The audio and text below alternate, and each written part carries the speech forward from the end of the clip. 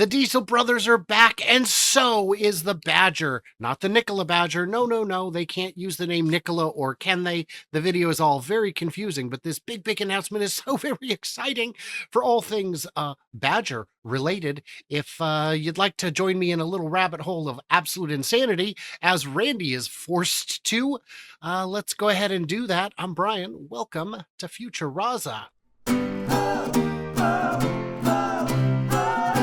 I hope I don't contribute to the insanity. Oh my gosh. So I did want to say a quick thanks real quick to newest members on X, Greta Hildar and Tesla Mars. Tesla Mars, you weren't already a subscriber. I thought you were. Very cool. I'll see you in June, my friend. Okay.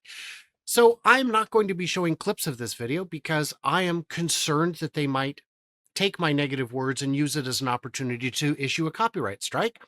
Instead, I have produced a transcript of the video, and it is long and ugly and very dumb. So to the first part of it, who are the Diesel brothers? They run a big YouTube channel where they show off crazy cars and mod them to be extra diesel-y and horsepower and pranks and just a couple of bros, bro. It's a fun channel. It's not my cup of tea, but I get it. Years ago, when Nikola was in full fraud mode, they went ahead and had a partnership going where they were clearly out there promoting the Nikola Badger, the amazing pickup, the do everything, best pickup ever. And they made a video talking about it, and it was clear he was just reading off cards. It was not very sincere or convincing. And there's going to be another big announcement. And of course, the announcements never come because then the company got in trouble. And then when Trevor was just sure he was about to be acquitted, they announced again, we've got a big announcement coming. And then he was found guilty of the frauds, the many frauds, which he committed. So there may be some screenshots here of the video in the edit, but there will not be the video itself because I don't know them well enough to deduce how they will react to this. I assume quite poorly, bros of Diesel. So here's some parts from the transcript, Randy, and you can help me find the reality here. What I'm about to tell you is one of the biggest, if not the biggest announcement of my entire life, of my entire career. It's a fantastic, the Badger pickup, which is going to be their real big entry into Tesla's thing to the marketplace. It's not a fraud. It's an electric fuel pickup to rival Tesla Cybertruck. The Badger, we're going to go, yeah. So he's saying that this truck is real. So and going to be made by who? that's a part that gets real squirrely in a hurry. Because what does it cost, Randy? If let's say I've got the IP, let's say I bought the IP for a product, for a vehicle, right? How much money do I need to get it into production? Bunch. Well, okay. So if you want to get into production, in other words, if you're going to be the maker, yep, you're talking about hundreds of millions of dollars minimum to make a automobile. Now, if you're going to go over to a Chinese maker and say, "Hey, I promise to buy 10,000 of these if you make them," I don't know what the numbers might look like in that situation, but there's lots of ways to get other people to make them. Yeah, they're going to build these in the U.S. is the plan. In the U.S. Yeah. So Tesla, the Badger, they thought that we were just that the prototype's real. It's basically, it was dead. The company had built it. In 2019, we saw renders of it, but we never saw the truck. But it was real, I promise you. And later in the video, I'm going to show you videos of me driving it in 2019. He didn't. Oh, really? No, he didn't. He didn't. I went through the video 3 times. He did not show it. There were some blurry old photographs that had been like photoshopped into an absolute mess, but there was no videos. There was videos of a truck driving in an unknown year, in an unknown place by an unknown driver. Maybe that was him in 2019, but I think more likely that was his crew a week ago in the prototype. Here we go. But something's not adding up here. So we're trying to understand the fraud here. Milton resigned from the company, And boy, have I got a story for you guys. In fact, you may want to take a seat and hold on to your hats and glasses, because what I'm about to tell you will blow your mind. As you can see right behind him are 2 pickup trucks, 4 UTVs, and 2 wave runners. Before I get into the story, I want to apologize to every single one of you. I wasn't trying to hide things or cover anything up, because there was nothing to cover up. Who says that? Yeah, somebody. Yeah. It was a big, complex deal. We couldn't really talk about anything along the way. I know you guys probably see me here and there mentioning that I'll have news about Nicholas soon. Well, now I can tell you, I have. I know that every single one of you is probably dying to see these trucks in action, and you're wondering if they really run and drive. Is that what you're wondering, Randy? Well, I would be what I mean, let's face it, we had some problems with them running and driving the previous time. So I suppose that would be among the things that I'd be interested in. When Jack But in the Box comes out with a new burger, they don't put, hey, we still don't have E. coli in our burgers like in the 90s. Well, they do. Yes, they drive under their own power. And no, they weren't rolled down a hill. The footage you're going to see in this video was me actually driving these vehicles in late 2019. again, yeah. Well, a good friend of mine, Trevor Milton, reached out to me to let me know that he was interested in partnering with me to release a pickup through his company. Hmm. Why would you partner with a YouTube channel to release a truck?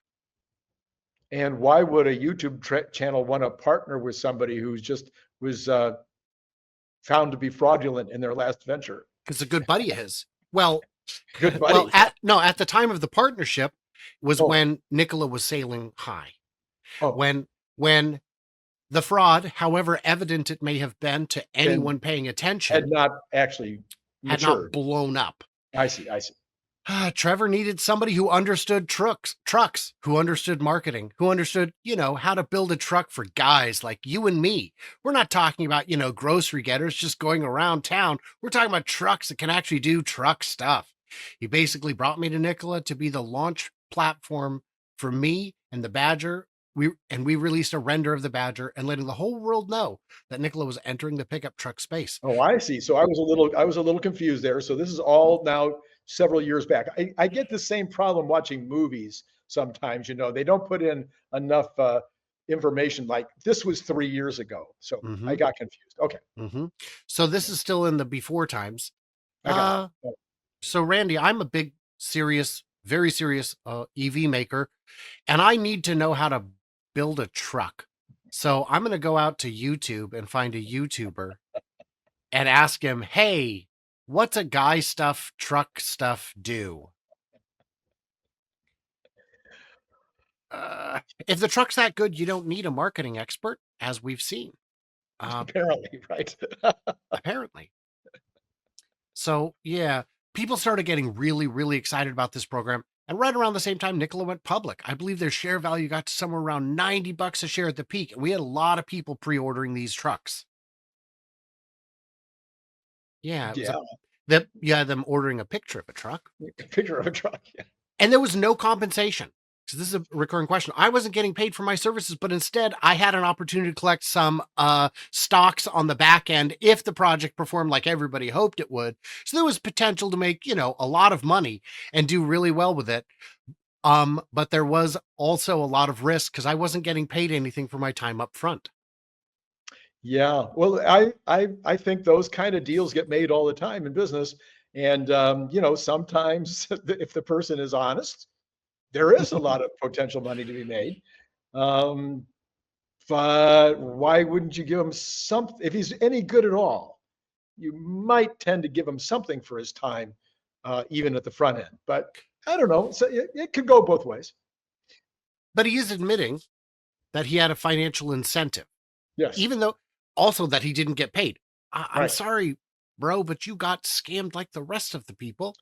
Yeah. Uh, Generally speaking, also, even on a stock deal, you want it in writing and you want to know how much stock it is. And you want to know what the key performance indicators are that is going to cause that stock to be issued. Oh, yeah. That just didn't work for Elon that well, did it? Yeah. Even when he well, had. yes, okay. A little sidetrack there, but I'm sorry. I'm sorry. I'm sure it was all in writing. I'm sure it was all in writing. but one of the performance metrics surely was that the truck would have to exist. Yeah, that would be good. So summer 2020, the world's going crazy over Nikola, and General Motors canceled its $2 billion investment in Nikola. All kinds of problems and accusations. Trevor Milton used his massive social media platform to inflate his company's stock price. Is that an accusation or is that a thing that happened? Yeah, right. Well, yes. Now, this is a video that just came out, right? Yes, this So came out. he knows what happened. He And knows how this all settled, how this all, oh, don't worry. That bonkerness is getting in there too. By the way, for those curious, this is part one of what I think is going to be a 3-part series because we're already 10 minutes in and we are just scraping the surface of this lunacy. Yeah. Would you agree that Trevor used his social media and marketing skills to inflate the stock price? Well, this is not legal advice. So this would be based on everything we know today that Trevor Milton used whatever he could to create the aura or the idea that maybe something existed that didn't, or that was not nearly as far along as he was implying. And he was found guilty of that very sin. And so, yeah, I guess he was using whatever he had, including his social media platforms, to inflate the price of the stock. Yeah. He was found guilty. Yeah. Hindenburg is a research firm based out of New York. They bet on the value of a company going down. They essentially compiled a report trying to make a case against Trevor that Trevor was a fraud. So I've read the Hindenburg report. It's long. It's like, I don't know, 100 pages, maybe longer. And it is eye-opening. It shows his history. It shows the history of everyone, of every product at that company. And it paints a picture that I don't think you'd want to have painted about you. Well, I think he's got the cart before the horse, is what he's basically saying. He's saying Hindenburg decided to short the stock, and then they went and did all this research, and they found out as many things as they could to make the stock go down. I think it was the reverse, is that Hindenburg looked out there and said, this doesn't look good to me. Then they did the research. Once they did the research, they said, this might Yes, be a good stock to short. that is exactly what happened. And then he points out that Nikola refuted the Hindenburg report and said it's not accurate. Now, that ellipses at the end of that is doing a lot of the heavy lifting because Trevor Milton said this whole report is bunk and I will prove it in a few days. And then he didn't. Right. Because we all remember that. We all remember that. There's very little in there. You might be able to argue some commas or semicolons, but the meat of it stands. I've had an opportunity to speak with someone in Portland who owns the company that was that helped them build the Nikola, the semi, and they quit after the semi reveal because Trevor went out there and said it runs, it drives, it does everything, and they said we're out. Yeah. We're out. It doesn't run or drive. I'm not part of it. I am not part of this. And by the way, Trevor had tried to buy their company in an all stock deal, and they said, no, thank you. Yes. That worked out well for them. Trevor recently had a sentencing hearing, and the judge sentenced him to 4 years in prison, but he said that Trevor will not have to start serving until the appeal is done.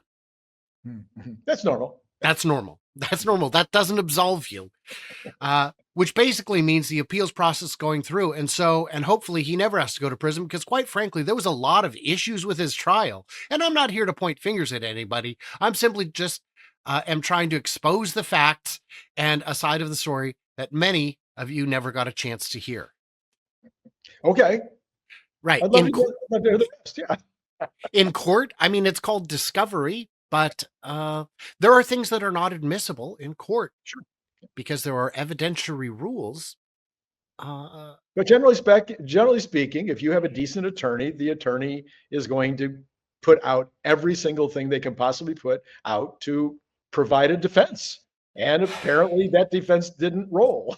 That is correct. Yeah. So the fact that he's on appeal doesn't mean he's not guilty. The guilty verdict stands. It's just the sentencing is deferred until, which I think is reasonable. Sure. So I think The best thing that anybody could do right now, if you want to learn more about the trial and the situation, you should read an article written by this gal named Jessica Reed Krause. And it's called When the Jury Gets It Wrong. This is hands down one of the craziest documents I've ever read. And this is you saying this, or No, that's who's him saying it. that's him saying that? No, I will agree with him. It is a crazy document because I have read it as well. So, Randy, I need someone to write an article in defense of my indefensible actions. How hard will it be for me to find someone to do that? Oh, not hard at all. Not hard at all. And where do you think, if the article's well written, and this one is quite long and cites all kinds of research that there's no chance on earth she did herself. This reads to me like it was fed to her by Trevor and his attorneys. Sure. I'm going to hire someone. I've got this guy. I'm going to hire him to do it. Where would be the smallest publication you think that I would be willing to accept for a serious article in my defense? The smallest publication. Well, you might. I'm sure there's lots of online publications that are teeny tiny, but you could. I mean, if I was doing it, I would probably put out a call. There's a. I'm going to forget what it's called now, but I used to subscribe to it to do in order to do freelance PR articles. Newswire. Well, PR Newswire is where you can send out something, but the opposite is there's a thing that they send out storylines that you can then apply for the job to write the anyway, I don't know. Yeah. Her own Substack. Oh, it's her own Substack. Yes. Yes. Well, you can do better than I would have used Fiverr before I would have used that. I found some outstanding writers for cheap. Yes.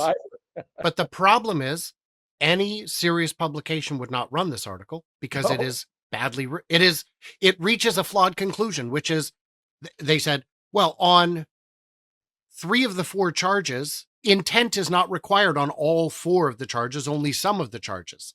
It's like, right, but fraud was committed. And I mean, you're what are you trying to do here? It's, if this was a real defense, and by the way, I reposted some stuff on X yesterday about this, and people were saying, yeah, but what about all the questions? There are no questions. He was found guilty by a jury of his peers. And I'm sure Trevor would say, jury of my peers, where are you going to find 12 people who committed multi-billion-dollar fraud? Nice try. Well, so on the matter of intent, there is, especially in the area of fraud, you can have fraud in fact as opposed to fraud with intent. So, you don't have to have intentionally gone down that path. You could be wrong, you could be, on drugs, it could be all kinds of things, but you could still have fraud in fact. And that may be some of the statutory or some of the common law that they're citing that the prosecution used might require in fact, or in some of it might require intent. So I haven't seen the details to give you how it all played out, but that is correct. Sometimes you have one, sometimes the other. Their whole defense in this article comes down to juror number 6 didn't clearly understand the jury instructions. Really? That's the article's whole assertion. Wow. That is, I don't know a lot about these things. Does that strike you as a strong basis for an appeal? So I don't know a lot about the post-trial jury interview type situation, but it would seem to me that if you have a juror who says, oh, by the way, I've thought about it now, or you're able to have an interview with the jury afterwards in order to determine how the jury came to their conclusions, I can see where if that juror says, well, this is how I understood it, and it was completely wrong, maybe that's the basis of an appeal. But did they have a 7-5 jury decision, or did they have a? I don't know. I don't know on that. If it's criminal, you have to have a. Yeah. In most states, you have to have 100%, all 12. Some states, you only have to have 75%, I think it is. So I'm not sure what would have been the case So the question is, if they had to have 100% and this juror would have changed their mind had they had the right idea and that would have created a hung jury, or at least enough information to cause the appeals court to say you need to send it back and have it redone. Okay. So not 100% crazy, just perhaps a bit weak. So Yes. guys, we're going to break here and come back tomorrow for part 2, because part 2 is where it gets crazy. And that is, we're going to discuss where the car is going to be made and how it's going to be made, because this is where it gets super bonkers. I'll just give you a quick spoiler. They want to build it at Nikola by putting the Diesel brothers on the board of directors. So we will be back. What did we miss? What did we misunderstand? Leave it in the comments below.